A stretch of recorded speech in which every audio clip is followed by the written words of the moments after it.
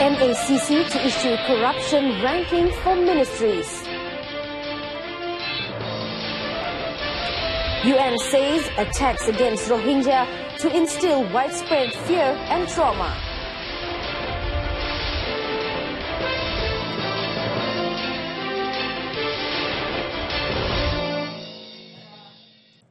Good afternoon and salam satu Malaysia. I'm Cynthia Arthur. You're watching News on 2.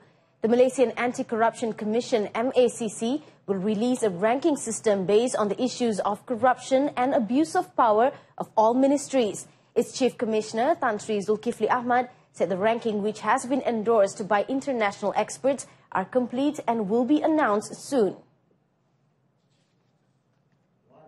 Tan Sri Zulkifli said the ministries will be classified as top 10 most problematic ministries and the top 5.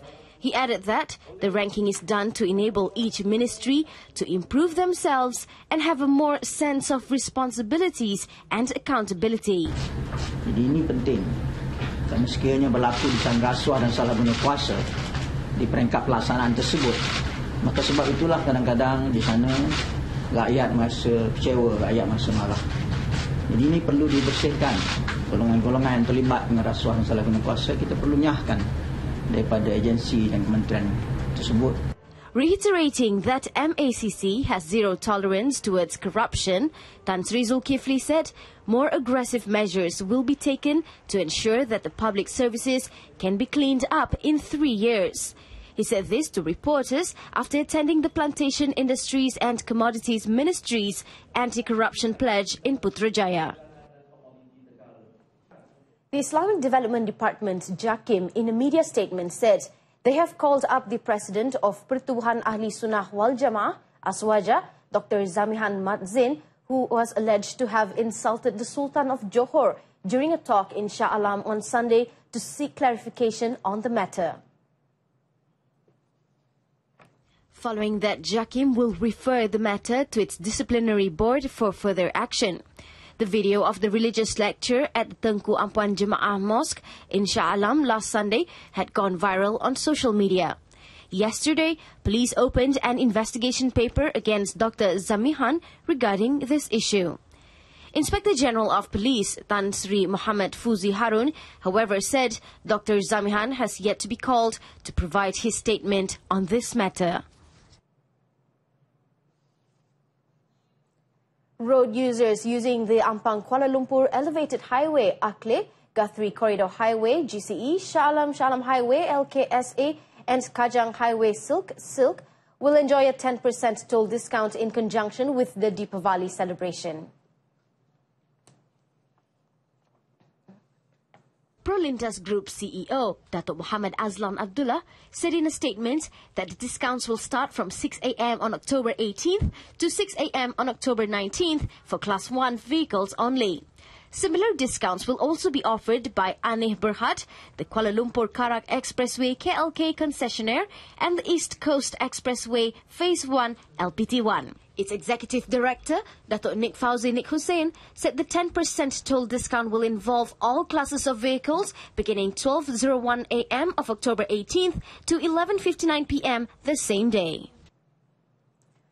13 students had the opportunity of a lifetime to communicate directly with NASA astronaut Colonel Mark T. Vanderhey at the International Space Station ISS at 11:24 p.m. last night. The live conversation session was held at the National Planetarium's amateur radio station. The students were joined by Science, Technology and Innovation Minister Datuk Seri Wilfred Madius Tangau. Datuk Seri Madius said that the program has been organized since the launch of the first National Astronaut Program by Datuk Sheikh Muzaffar Shukur in 2007. The radio station at the National Planetarium was the only amateur radio station in Malaysia to be given the approval to contact astronauts, or ISS, for the past 10 years. During the 9 to 10-minute conversation session, students took the opportunity to ask questions directly to Colonel Vanderhey, of which among them included his life as an astronaut on the ISS. In conjunction with the MOSTI 2017 Economic Creative and Innovation Expo NICE 2017, which begins from October 12 to 16, MOSTI together with the National Planetarium have taken the initiative to organize similar programs involving selected students. This is aimed at exposing them to the fields of technology and the importance of space science, especially the fields of satellite communication. Students from Sekolah Kebangsaan Seafield Subang Jaya and the Sekolah Jenis Kebangsaan Cina Damansara were the ones chosen to join the program. Malaysia's biomass sector is on the right track towards achieving its targeted investment of 25 billion ringgit by the year 2020. This is based on the vast development of digital agriculture and rural development that will be a critical need for sustainable economic models. Malaysian Investment Development Authority, MIDA CEO, Dato' Azman Mahmud, said based on the model, the use of efficient and optimal sources and avoidance of wastage through the motto of production, manufacturing and disposal can further enhance the country's biomass industry. We are not going to just focus on energy use only. There are many applications. So, of course, the direction is to go into more higher value-added products that can be drawn from biomass. From 2011 until 2016, 226 biomass projects with a total value of 2.92 billion ringgit was recorded. Of the total, 1.97 billion ringgit was contributed through domestic investments. Dato' Azman said this in a press conference on the coming International Biomass Conference 2017, IBCM 2017, which will be held on October 19th and 20th. The Kelantan Immigration Department, with the cooperation of the Labour Department, Companies Commissions of Malaysia, SSM, and local authorities, will conduct OPS Ikrar beginning November. The main objective is to detect employers who fail to renew their foreign workers' permits. Its director, Wan Muhammad Saupi Wan Yusof, said the department had found employers who did not renew their foreign workers' permits after it had expired. This meant that the foreign workers are now considered as illegal immigrants. It is an offence under the Immigration Act 1959-63 and the Trafficking in Persons and Anti-Smuggling Act 2007 for employers who harbour illegal immigrants and employ them as workers. If found guilty, employers can be jailed, fined or whipped.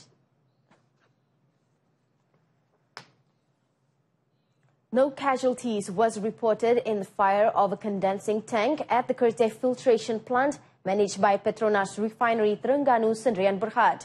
Petronas, in a statement issued last night, confirmed the incident. The incident, which happened around 8 p.m. last night, however, did not affect the community and the surrounding areas. The emergency response team of the refinery acted immediately and the blaze was extinguished by the Kerteh Fire and Rescue Department at about 10 p.m. Petronas Terengganu Refinery is working with the relevant authorities to identify the cause and losses incurred in the fire. A man was killed when it was believed that his motorcycle skidded and rammed into the back of a lorry early this morning. The incident took place around 12:48 a.m. at kilometer 103.6 North-South Expressway North near Sungai Petani, Kedah. The Director of Brigade Volunteer 1 Malaysia, Mahathir Abdul Hamid, in a statement said the victim was identified as Muhammad Abdul Bari Abu Bakar, 35, from Kampung Kuala Telio in Sik, Kedah. The victim, who worked as a cement truck driver at Hanson Quarry Company in Pulau Pinang, was believed to be on his way to work when the incident took place. The victim's body was taken to the Sultan Abdul Halim Hospital, Sungai Petani, Kedah, for post-mortem before being claimed by his family. The victim left behind his wife and 2 children, aged 3 and 5. Various efforts are needed to reorganize and revive football in the country from the grassroots level so that the national team can compete well on the global stage. In a posting on his blog, NajibRazak.com, titled Harimau Malaya Will Rise Again, Prime Minister Dato' Sri Najib Tun Razak said, Among the factors to be taken into consideration were the views of some parents who did not see a career in football for their children as having a future, and that this perception needed to be changed. Datuk Seri Najib said there is also a need to provide a platform for companies to see the value and returns in sponsoring football in Malaysia, whether it be the players, clubs and national squads at all age groups, just as investors do and international firms that sponsor big clubs in Europe. The Premier added that the talent scouting system at the grassroots level should also be reinforced in order to tap hidden talents for the future. At the same time, Datuk Seri Najib called on all parties involved, including the Ministry of Youth and Sports, public and private soccer academies, corporate bodies and enthusiasts to continue working together to achieve the common goal of lifting the standard of Malaysian football to a higher level.